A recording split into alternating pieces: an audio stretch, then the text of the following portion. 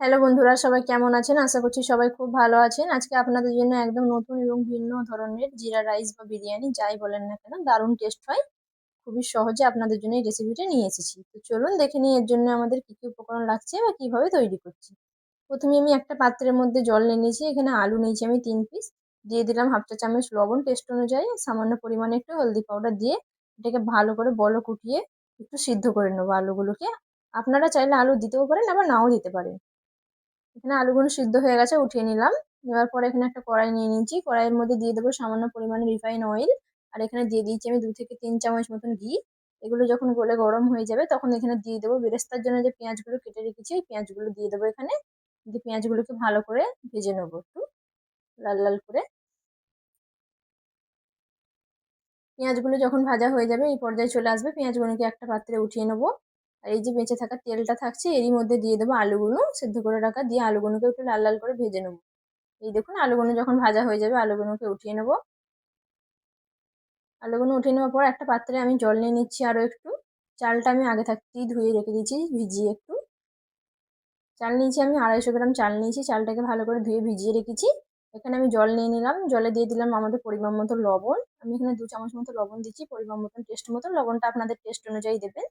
এখানে আমি দিয়েছি দারচিনি, লং, স্টার, তেজপাতা, ছোট এলাচ, বড় এলাচ সবকিছু দিয়ে দিয়েছি। একটু গোটা গোলমরিচও দিয়েছি। যতক্ষণ জলে বলক উঠছে ততক্ষণ আমরা এই সাইডে একটু মিঠা আতরটা বা বিরিয়ানির এসেন্সটা রেডি করে নেব। এখানে আমি নিয়ে নিয়েছি 2 থেকে 3 ফোঁটা মতন বিরিয়ানির এসেন্স আর 2 চামচ মতন গোলাপ জল দিয়েছি। আর সামান্য পরিমাণে নর্মাল জল দিয়ে এটাকে ভালো করে মিক্স করে নেব। এর মধ্যে দেবো একটু ইয়েলো ফুড কালার, দিয়ে এটাকে ভালো করে একটু মিক্স করে নেব। আর সামান্য পরিমাণে একটা কাপের মধ্যে আমি আধা কাপ জল নিয়েছি, আধা কাপেরও কম জল নিয়েছি। সেখানের মধ্যে সামান্য পরিমাণে একটু কেসার যে জাফরান কালারের যে ফুড কালারটা হয়, সেই জাফরান কালারের ফুড কালারটা দিয়ে একটু মিক্স করে রেখে দিলাম নর্মাল জলে। এখানে আমাদের জলে বলক চলে এসেছে। চাল যে ধুয়ে রেখেছিলাম আমি, চালটাকে এখানে আমি দিয়ে দিলাম। চালটা দিয়ে দেওয়ার পর চালে দেখুন বলক চলে এসেছে। চালটাকে ভালো করে কুক করে নেব 70 থেকে 75% মতন বা 80%। চালটা আমাদের এখানে খুব সুন্দর কুক হয়ে গেছে, 80% মতন হয়ে গেছে কুক। এই দেখুন। এবার আমরা একটা ছাঁকনার সাহায্যে ছেঁকে একটা অন্য পাত্রে তুলে নেব। আমি ওই কড়াইয়ের মধ্যেই এটা দম দেবো আর কি। জিরা রাইস বলেন বা বিরিয়ানি বলেন, এটা কড়াইয়ের মধ্যেই দম দেবো। তো প্রথমে আমি এখানে আলু দিয়ে দিলাম, পেঁয়াজ বেরেস্তা দিয়ে দিলাম একটু। আর দিয়ে দেবো এখানে একটু বিরিয়ানির মশলা, এটা রেডিমেড মশলা। বিরিয়ানির মশলাটা দেওয়ার পর এখানে দিয়ে দেবো ভাতগুলো। ভাতগুলো ঠিক এরকম লেয়ারে লেয়ারে পাটে পাটে দেবো। আর একটু করে বিরিয়ানির মশলা ছড়িয়ে দেবো।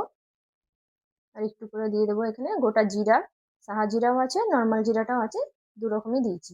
পেঁয়াজ বেরেস্তাটাও এরকম ঠিক লেয়ারে লেয়ারে দিয়ে দেবো। প্রত্যেকটা পার্ট এইভাবেই রেডি করব। আপনারা দেখছেন আফসানা কুকিং চ্যানেল ভিডিও। আমার ভিডিও যদি আপনাদের ভালো লাগে অবশ্যই লাইক, কমেন্ট, শেয়ার এবং সাবস্ক্রাইব করে দেবেন।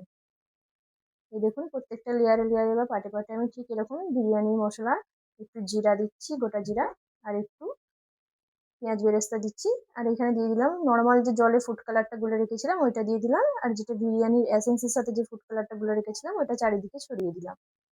এই দেখুন দেওয়া হয়ে গেছে। এখানে আমি 2-3টে কাঁচা লঙ্কা চিড়ে দিচ্ছি। আপনারা ঝাল খেতে চাইলে কাঁচা লঙ্কাটা দেবেন, আর না হয় নাও দিতে পারেন। পেঁয়াজ বেরেস্তা করার পরে যে তেল আর ঘিটা যে বেঁচে গিয়েছিল ওইটাই আমি দিয়ে দিলাম উপর থেকে সামান্য পরিমাণে। আর দিয়ে দিলাম এখানে 1 থেকে 1.5 চামচ মতন ঘি। এখানে দিয়ে দেবো হাফ বাটি মতন দুধ উপর থেকে একটু, দিয়ে ঢাকনা লাগিয়ে দেবো।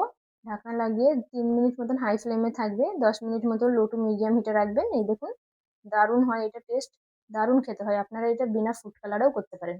আজকের মতন এখান পর্যন্তই। ভালো থাকবেন, সুস্থ থাকবেন সবাই।